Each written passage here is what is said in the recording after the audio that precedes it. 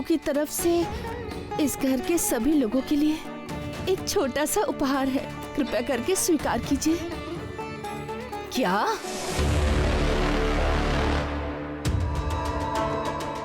ये सब क्या हो रहा है? इस घर में ये क्या हो रहा है? ये घर किसका है? क्या सब भूल गए हैं? कोई जानता नहीं है क्या? घूंघट वाली काली माँ कई सालों से इस घर में विराजमान है। घूंघट वाली काली माँ इतनी जागृत है कि लोग दूर दूर से माँ के दर्शन के लिए आते हैं। वहाँ अचानक से दुर्गा की मूर्ति लेकर हाजिर हो गए आप लोग। हाँ? क्या सोचा था? क्या सोचा? आप लोगों का ये उपहार देखकर हम लोग खुशी से झूम उठेंगे। कृपया करके आप लोग अपना ये उपहार अपने पास रखें। ऐसा क्यों कह रही हो शैल? ये तो शुभ संकेत है। महालय के शुभ समय पर माँ खुद हमारे घर आई है। और सबसे बड़ी बात ये है बुआ जी कि ये लोग इसे इतना प्यार से लेकर आए हैं, तो हम लोग भला क्यों ना ले इन्हें? हाँ, आप लोगों को एक बात क्यों नहीं समझ में आती है? क्यों मुझे समझाना पड़ता है बार बार? इस घर में घूंघट वाली काली माँ का जो प्रभाव है, उसके बाद हम लोग किसी और की स्थापना अपने घर में करने के बारे में आखिर सोचे ही क्यों? इसकी कोई जरूरत नहीं है। शैलो, इसकी जरूरत है या नहीं, सवाल ये नहीं है। आप लोग माँ को लेकर आए हैं, हमें बहुत खुशी हुई। हम इसे जरूर स्वीकार करेंगे। हम लोग इसीलिए यहाँ आपसे मिलने आए थे। अब हम लोग चलते हैं, इजाजत दीजिए। गौरी, चलती हूँ बेटी। दीदी, आप लोगों ने तो कुछ भी नहीं खाया, कम से कम कुछ तो खा लेते। आप परेशान मत होइए। अच्छा, मुंह मीठा करने का समय क्या निकल जाएगा, फिर कभी खा लेंगे। असल में हम लोगों को बहुत दूर जाना है। आप सभी लोग अच्छे से रहिएगा। हाँ? आप लोग भी।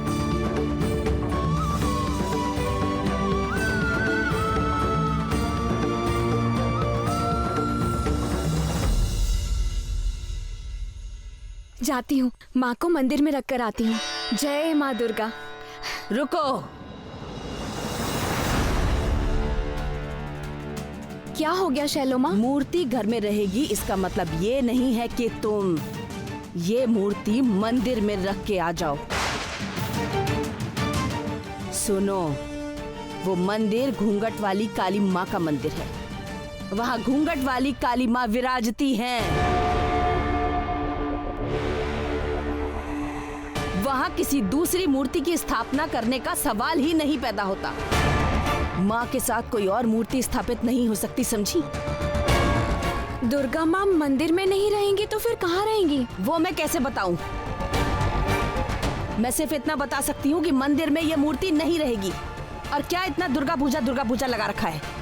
हमारे घर में तो आज तक कभी दुर्गा पूजा नहीं हुई। इसे लेकर मुझे बहस बिल्कुल पसंद नहीं है गौरी। इस घर का खास त्योहार काली पूजा है।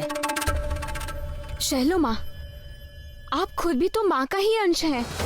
और माँ की पूजा से आपको आपत्ति हो रही है। आप माँ को ही मंदिर में नहीं ले जाने दे रही। क्यों तुम मुझसे ऐसे बहस कर रही हो गौरी? क्या लगता है तुम्हें? तुम इस तरह बेवजह बात करोगी और मैं तुम्हारी बात मान लूंगी? और हमारे परिवार का जो इतने सालों का नियम है उसे मैं यूं ही तोड़ दूंगी? ये तो संभव नहीं है गौरी। अगर पुराने नियम टूट जाएंगे तो इसमें बुराई क्या है? पर गौरी भी सामने से आगे नहीं बढ़ना चाह रही है। वो भी तो देवी देवता को लेकर बुआ जी से लड़ाई कर रही है।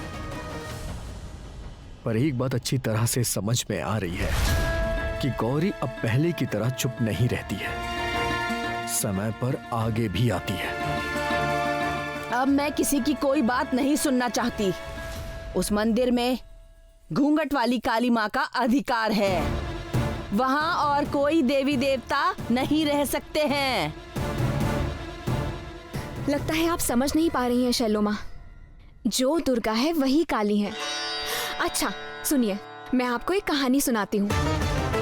देवी दुर्गा एक समय पर कृष्णांगी थी। उनका रंग थोड़ा दबा हुआ था, काला था, और इसी वजह से देवादिदेव महादेव इस बात को लेकर उन्हें हमेशा चिढ़ाते रहते थे। पर ये बात देवी माँ को बिल्कुल अच्छी नहीं लगती थी। देवी माँ को मन में दुख होता था, लेकिन वो कुछ कहती नहीं थी। लेकिन एक बार एक उत्सव में ऋषि मुनियों और सारे देवी देवताओं के बीच में महादेव ने दुर्गा माँ को देखकर कहा, वो काली कन्या मेरी पत्नी है। वो जब भी मेरे करीब आती है तो ऐसा लगता है जैसे चंदन के पेड़ से सांप लिपटा है।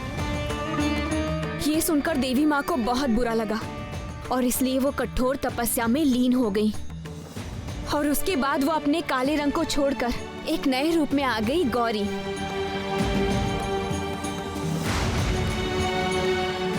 और शुभ और निशुंभ का वध करते समय देवी कौशिकी के शरीर से जो भयानक देवी प्रकट हुई थी, वही है देवी काली।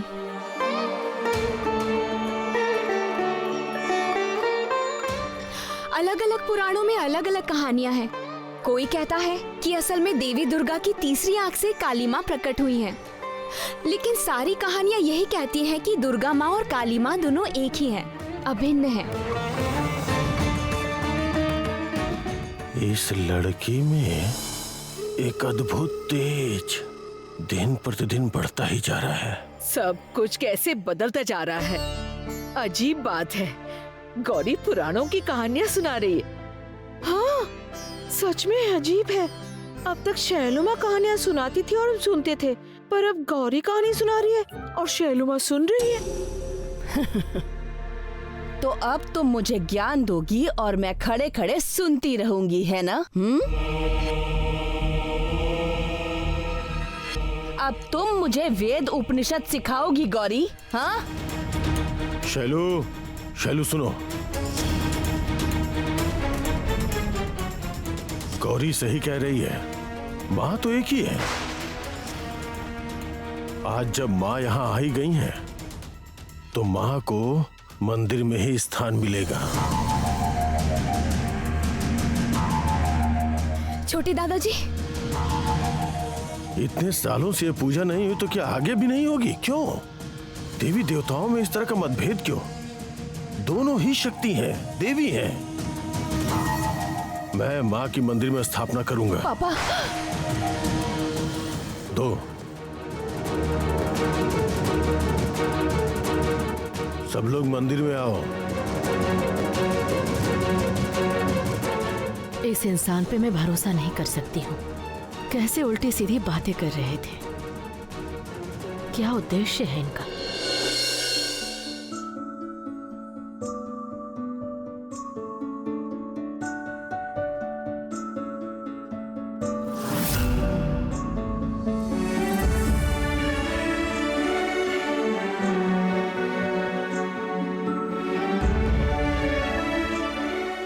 छोटे दादाजी, आज आपने खुद देवी माँ की स्थापना की है और अब से हम सब देवी माँ की पूजा भी करेंगे। बिल्कुल। इतने शुभ समय पर देवी खुद हमारे घर आई हैं।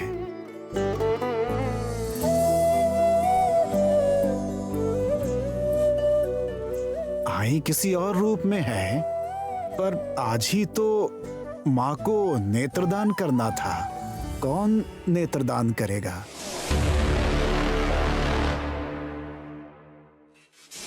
छोटे दादाजी, ये लीजिए, आप देवी माँ को नेत्रदान कीजिए। मैं? हाँ छोटे दादाजी, आप ही ने तो सबसे पहले देवी माँ को उठाया था, इसलिए ये काम आप ही कीजिए। ये लीजिए।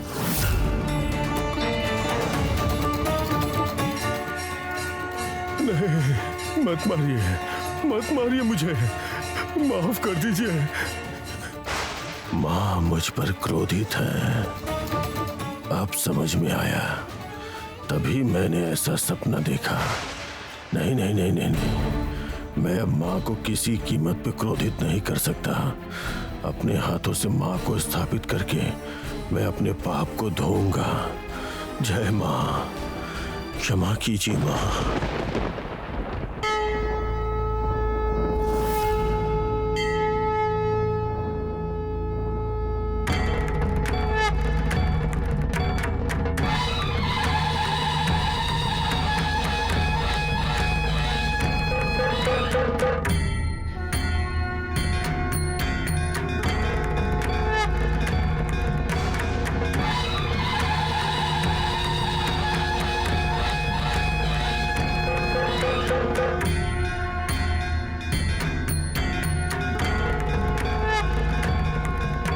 गौरी ने आज जो कुछ किया है उसका अंजाम अच्छा नहीं होगा, सर्वनाश हो जाएगा उसका।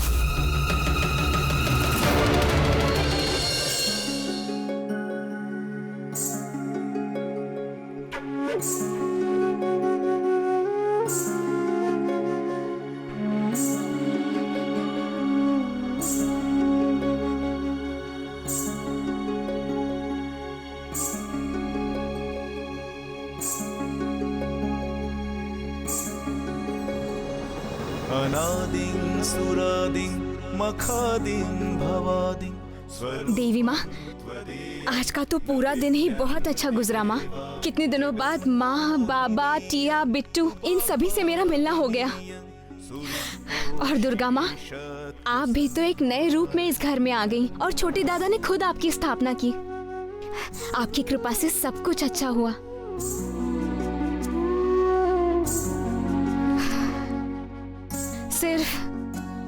सिर्फ एक बात को लेकर मेरा मन बहुत ज्यादा दुखी है। मैंने कल रात से ही डॉक्टर साहब से ठीक से बात नहीं की है। कल कैसे डांटा था उन्होंने। अच्छा माँ, आप ही बताइए, डॉक्टर साहब तो मुझसे इतना प्यार करते हैं, तो फिर इतनी छोटी बात उन्हें समझ क्यों नहीं आती है कि जो आप मुझसे करने के लिए कहती है मैं वही तो करती हूँ। मैं अपनी मर्जी से तो कुछ नहीं करती। जब मुसीबत आती है तो आप ही तो मुझे रास्ता दिखाती हैं और मैं सही जगह पहुँच जाती हूँ। अगर आपका आशीर्वाद मेरे साथ ना हो तो क्या मैं अकेले बदमाशों को सजा दे सकती हूँ? लेकिन ये बात डॉक्टर साहब को बिल्कुल समझ नहीं आती। वो बिल्कुल इस बात पर विश्वास नहीं करते हैं, सिर्फ गुस्सा करते हैं जब भी सच बता देती हूँ तो। अच्छा माँ, आप ही बताइए ना, क्यों डॉक्टर साहब विश्वास नहीं करना चाहते हैं?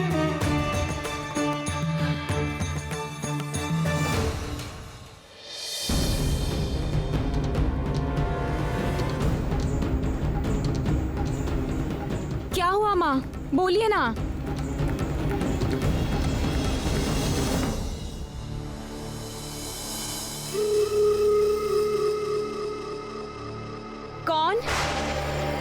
कौन है वहाँ?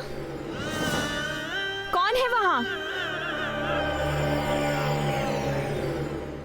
अरे छोटे दादाजी, आप हो? क्या हुआ, कुछ कहना चाह रहे थे?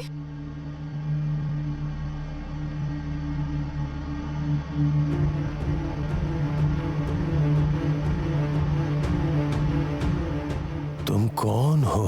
आप मुझे पहचान नहीं पा रहे हो? मैं गौरी हूँ छोटे दादाजी। गौरी? गौरी? हाँ, और देवी माँ का एक और नाम भी तो गौरी है।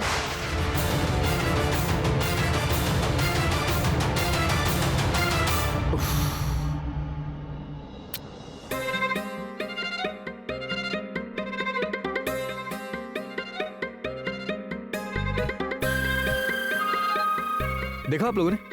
गौरी का दिमाग देखा आपने? हाँ, थोड़ा सा डांट क्या दिया, मुंह फुलाकर बैठ गई है वो। और जब भी मुझे देखती है ना, अपना चेहरा घुमा लेती है। और सुबह से उसका यही चल रहा है। भाई, तुमने जरूर उसे थोड़ा सा तो नहीं डांटा होगा, वरना वो इतनी देर नाराज नहीं होती। और तुम भी ना कैसे इंसान हो, हमेशा उसे डांटते रहते हो। क्यों डांटते हो? मैं क्यों डांटता हूँ? हाँ, आप जानती नहीं है, हर वक्त कुछ ना कुछ गड़बड़ करती रहती है वो। कुछ दिन पहले उसने कपड़े में आग लगा दी थी, कितनी बड़ी मुसीबत होने वाली थी। फिर उस दिन उन लड़कों से मारपीट। अगर 2 मिनट के लिए भी वो नजरों से दूर हो गई और शांति से रहे, ऐसा हो ही नहीं सकता है। और मैं डांट दूं तो मैं ही गलत हूँ। अच्छा ठीक है बाबा, तुम बैठो तो, बैठो। सुनो ना भाई, मेरे पास एक बहुत अच्छा उपाय है। तुम अपनी पत्नी के लिए तपस्या करो। हाँ ना, जिस तरह गौरी ने महादेव के लिए तपस्या की थी, उसी तरह तुम भी अपनी गौरी के लिए तपस्या करो। हे भगवान, मेरा भाई अपनी पत्नी के लिए इस तरह पागल हो जाएगा, मैंने सोचा ही नहीं था कभी। ओहो, पत्नी जरा सा क्या गुस्सा हो गई, मेरे भाई को कितनी तकलीफ हो गई है ना। ऐसे समय पे आपको मजाक सूझ रहा है? हाँ,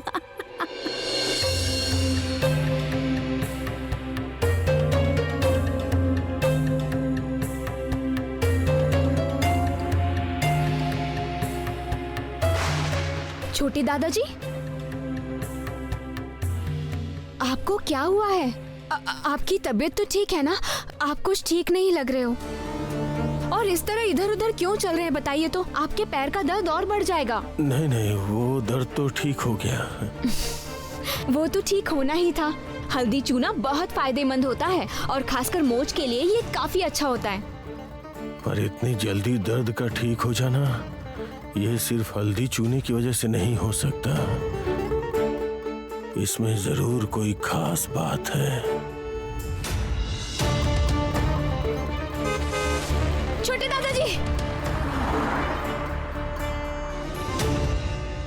छोटे दादाजी, हाँ? क्या हो गया है आपको? आपकी तबीयत कुछ ठीक नहीं लग रही है। क्या मैं आपको आपके कमरे तक छोड़ दूं? नहीं नहीं, मैं भी यहाँ कुछ समय अकेले माँ के पास बैठना चाहता हूँ। अगर तुम्हारा काम हो गया तो तुम जाओ। अच्छा ठीक है, तो फिर आप अकेले रह तो लेंगे ना? हाँ हाँ बिल्कुल, मैं थोड़ी देर अकेले रहना चाहता हूँ। अच्छा ठीक है, तो फिर मैं चलती हूँ। हाँ,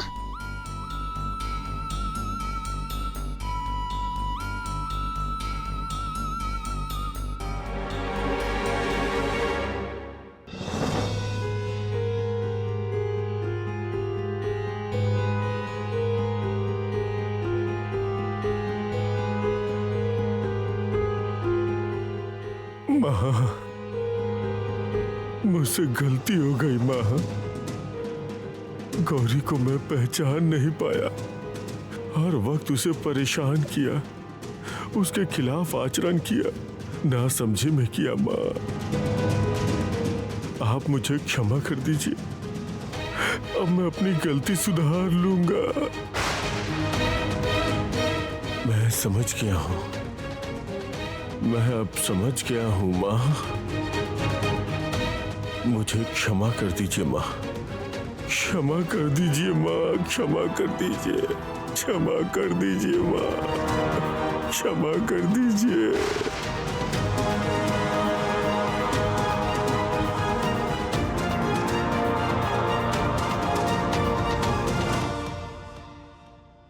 पापा, क्या हुआ पापा? आप ये क्या कर रहे हैं? माँ के चरणों में सर क्यों पटक रहे हैं? हमसे इंसान पहचानने में बहुत बड़ी गलती हो गई है शैलू। क्या? किसे पहचानने में गलती हो गई है? किसकी बात कर रहे हैं? गौरी को। उसे हम पहचान नहीं पाए शैलू, उसका स्वरूप हम समझ नहीं पाए। फिर से आप गौरी की बात उठा रहे हैं? उसका कैसा स्वरूप? देखिए पापा, ये सब आपके मन का वहम है। हर वक्त गौरी गौरी गौरी, ये सब बंद कर दीजिए आप। मुझसे और बर्दाश्त नहीं हो रहा। ये जो हम पर इतनी सारी मुसीबतें आ रही हैं, सब कुछ गड़बड़ हो रहा है। इन सब से बचने का एकमात्र उपाय है गौरी। आप हंस रही हैं दीदी, ये लड़की मेरा दिमाग खराब कर देगी, आप जानती नहीं है। अब इसमें मैं क्या करूं बताओ? तुम्हारी पत्नी है, तुम संभालो। अरे संभालने के ही चक्कर में तो मेरा दिमाग खराब हो जाता है। अरे आपको समझ में नहीं आ रहा है दीदी, वो सिर्फ शरीर से बड़ी हुई है लेकिन दिमाग एकदम बच्चों का है। हमेशा बच्चों की तरह बातें करती रहती है। उसके दिमाग में भी ना शैतानियां बच्चों की तरह चलती हैं। अगर जरा सा भी उसे डांट दो तो वो गुस्सा हो जाती है। हो गया तुम्हारा? तुमने कभी खुद को देखा है? तुम भी तो उसकी तरह बचपना ही करते रहते हो। तो फिर आखिर तुम्हारी पत्नी तुमसे अलग कैसे हुई बताओ तो? ए भाई सुनो ना, मेरी बात सुनो ना। तुम जाओ और अपनी पत्नी का गुस्सा शांत करो, तभी तो समस्या का समाधान होगा ना।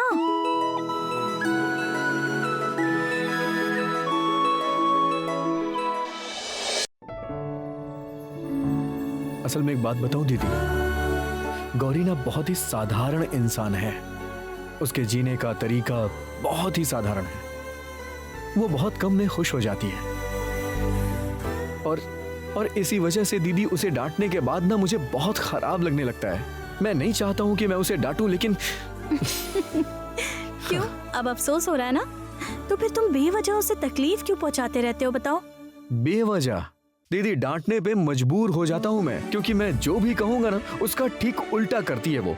अरे कोई पागल हो ना तो वो भी समझ जाए, लेकिन गौरी नहीं समझती है। पता है आपको, कुछ भी काम करने चली जाती है और खुद प्रॉब्लम में फंस जाती है, और इसीलिए मैं उसे डांटने पर मजबूर हो जाता हूँ। ठीक है बाबा, ठीक है, तुम्हारा हो गया। इस तरह कमरे में बड़बड़ाने का कोई फायदा नहीं है, बल्कि तुम ये सोचो कि तुम उसका गुस्सा कैसे शांत करोगे। ओ भाई, एक बात जरा समझने की कोशिश करो ना। गौरी का मन क्यों उदास है? क्योंकि उसे तकलीफ हुई है, और उसे तकलीफ किसने दी है? तुमने दी है। इसलिए उसको खुश करने की जिम्मेदारी किसकी? तुम्हारी। समझ गए? तो तुम जाओ ना, अपनी पत्नी से जाकर मीठी मीठी बातें बोलो ताकि वो अपना गुस्सा भूलकर पानी हो जाए। ठीक है, अब मैं जा रही हूँ, ये किताब लेकर जा रही हूँ और बाद में लौटा दूंगी। अच्छा, समस्या का समाधान करो। हाँ। मीठी मीठी। हाँ।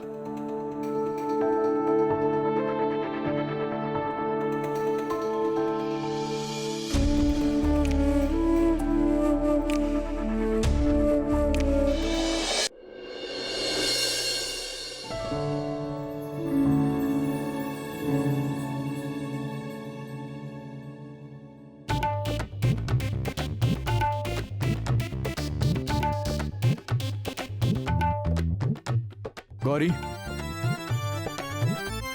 यहाँ आओ जरा। गुस्सा तो मैं हूँ, तो फिर डॉक्टर साहब इतने गंभीर क्यों है? क्या कह रहे हैं आप? हमारे बचने का एकमात्र उपाय गौरी है? क्या मतलब है इसका? क्या कहना चाहते हैं आप? क्यों बेमतलब की बातें कर रहे हैं? बेमतलब नहीं है शैलू, बेमतलब नहीं है। मैंने सपने में सब देखा है।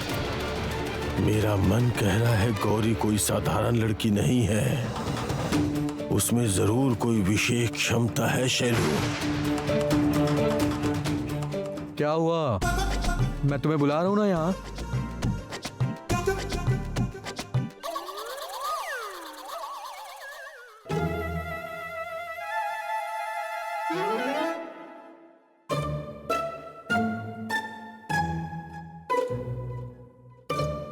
ये लो।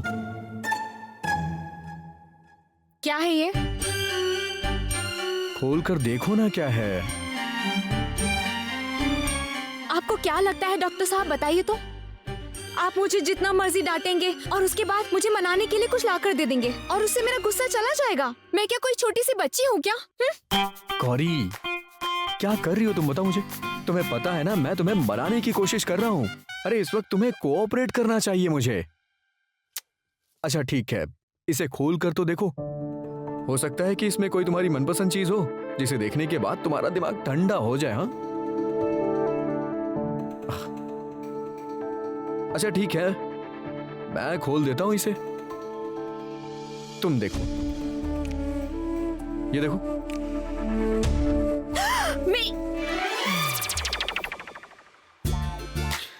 अरे क्या हो गया गौरी? लो ना। नहीं, रहने दीजिए। क्यों रहने दूं गौरी? ये तो मैं तुम्हारे ही लिए लेकर आया हूं ना। अरे बाबा, गुस्सा करने की जरूरत नहीं है, खाओ इसे।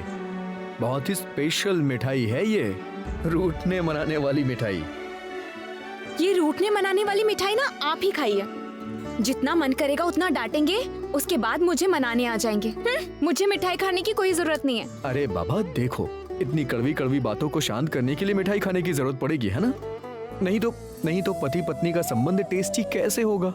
थोड़ा रूठना मनाना, ये लड़ाई झगड़ा नहीं हुआ तो फिर जिंदगी टेस्टलेस हो जाएगी, मतलब नीरस हो जाएगी, है ना? गौरी, तुम ना सच में कुछ नहीं समझती हो। मुझे वो नहीं समझता। ठीक है, तो इसके लिए तुम जिस भाषा में समझती हो मैं उसी भाषा में समझाऊं तुम्हें। मतलब ये रूठने मनाने वाली मिठाई काम नहीं आई तो फिर मैं तुम्हें तुम्हारी असली दवाई दूं क्या? दवाई? सब भूल गई हो तुम गौरी। रुको,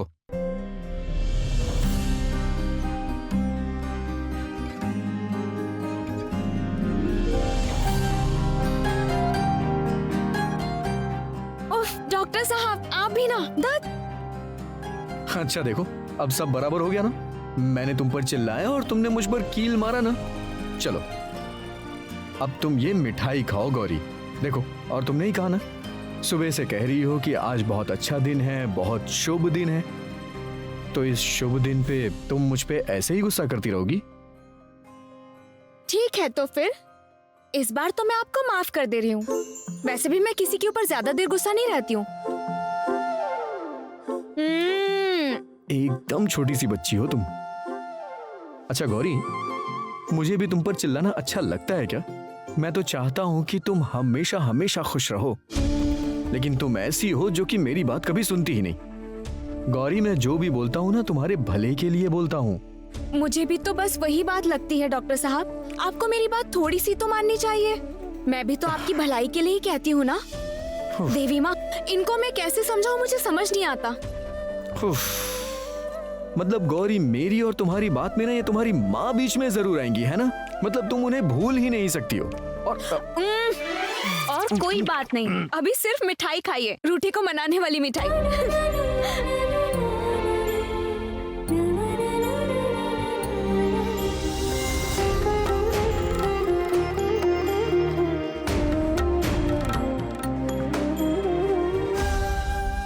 पापा, ये सब आपकी गलत फहमी है। आप बहुत सोच रहे हैं इसीलिए ये सपना देख लिया। आप गौरी को लेकर ज्यादा सोच रहे हैं इसलिए आपके दिमाग में ये सब बातें आ रही हैं। गौरी को लेकर सोचना बंद कर दीजिए पापा। देखिए, मैं तो उसे लेकर नहीं सोचती हूँ, और उसको लेकर क्यों सोचूंगी भला? क्यों? वो सोचने लायक है क्या उसमें? वो एक आम लड़की के अलावा मेरे लिए कुछ भी नहीं है। हाँ, अभी मेरा समय बुरा गुजर रहा है बोलकर बार बार उसने मुझे सबके सामने मुसीबत में डाला है, लेकिन वो अपनों के बीच की बात है। उसका क्या इंतजाम करना है मुझे ये बहुत अच्छे से पता है। उसकी जगह पर मैं उसे पहुंचा के ही रहूंगी। मैं तो एक मौके का इंतजार कर रही हूँ बस। आप यहाँ और मत रुकिए पापा, चलिए कमरे में चलिए। नहीं नहीं शैलू, ऐसी गलती मत करना। उससे टकराने की कोशिश भी मत करना तुम। शैलू, मेरी बात सुनो। एक मिनट पापा, मैं अब देख रही हूँ कि हर मामले में आप मेरी बात ना मानकर उस गौरी का साथ दे रहे हैं और उसी की बात मान रहे हैं। मुझे बार बार रोक रहे हैं पापा, लेकिन मैं आपसे कह देती हूँ, आज से जो मेरे मन में आएगा मैं वही करूँगी। मैं किसी के कहे से नहीं रुकने वाली, बिल्कुल नहीं।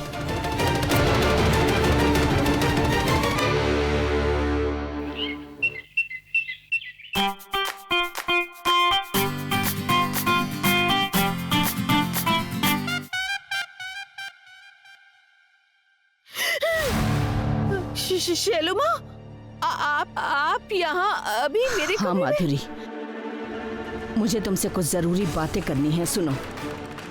मेरे साथ? अच्छा तो बोलिए ना। शैलू माँ जब खुद मेरे कमरे में आई है तो इसका मतलब कोई बहुत जरूरी बात है। देखो माधुरी, मुक्ता ने जो इतना बड़ा कांड किया है वो बहुत ही ज्यादा शर्मनाक है। मतलब मैं तो सोच भी नहीं सकती हूँ कि हमारे परिवार की कोई लड़की इस तरह से कोई काम कर सकती है। तुम तो जानती हो माधुरी, उसकी जगह अगर कोई और होता तो फिर उसे बहुत ही कठिन सजा दी जाती, क्योंकि मुक्ता ने जो किया है वो किसी पाप से कम नहीं है और पाप का तो प्रायश्चित करना ही पड़ता है, ये तो तुम अच्छे से जानती हो। शैलू माँ, आप क्या मुक्ता को सजा देना चाहती हैं? मैं चाहूँ या ना चाहूँ, मुक्ता को तो सजा भोगनी ही पड़ेगी माधुरी।